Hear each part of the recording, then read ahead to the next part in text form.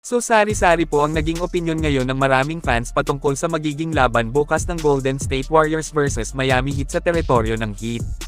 May mga nagsasabing mananalo ang Miami Heat dahil sa hindi nga daw papalagpasin ni Andrew Wiggins ang kanyang dating kupunan dahil sa pag-trade sa kanya. Tinulungan niyang magkampiyon at basta na lang nga daw binitawan si Wig. May iilan din ang nagsasabing gagawin din ni Jimmy Butler ang lahat para manalo, revenge game ni Butler dahil sa binaliwala din siya ng Heat sa gitna ng ginawa niyang pagbubuhat sa team noon. 2 beses ni Butler binuhat papuntang finals ang Miami, hindi man sila nagkampiyon pero hindi matatawaran ang kanyang ginawa sa nasabing kupunan.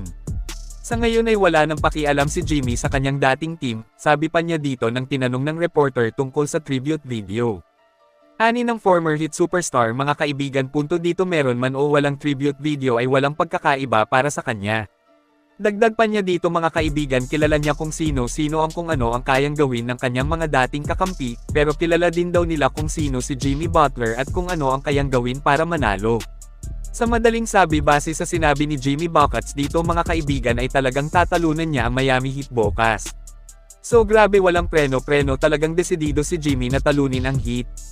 Samantala, Steve Kerr sinabi ang rason kung bakit aasahang magbabalik laro na si Steph Curry bukas kontra Miami. Kasi dahil kay Jimmy Butler, gusto nga daw niyang protektahan si Jimmy, kumbaga gusto niyang maglaro para matulungan si Butler na isiguro ang panalo. So grabe, kaya naman pala gusto agad ni Steph magbalik na, hindi niya gugustuhin makita si Butler na matalo sa balwarte ng kalaban na dating kupunan nito. Kapag natalo kasi ay posibleng babastusin siya ng mga fans. Well, tingnan natin bukas kung makakapaglaro na ba talaga si Curry. Nakakatakot lang kasi medyo hindi pa nga siya nakakapagpahinga ng maayos galing sa injury, baka kasi maging problema pa ito, wag naman sana. Kayo mga kaibigan, anong team pabor sa inyo ang panalo sa kanilang banggaan bukas? I-comment lang po yan sa ibaba at akin pong babasahin yan. Maraming salamat po, mag-iingat at God bless sa lahat.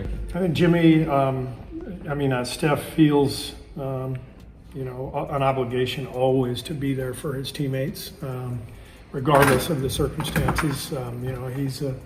He's an amazing teammate, and he wants to get back as soon as possible, mainly so we can, win games and climb the ladder in the playoff race. But no doubt he wants to be there for Jimmy too, and it's one of the things I love about Steph. He's always there for his guys.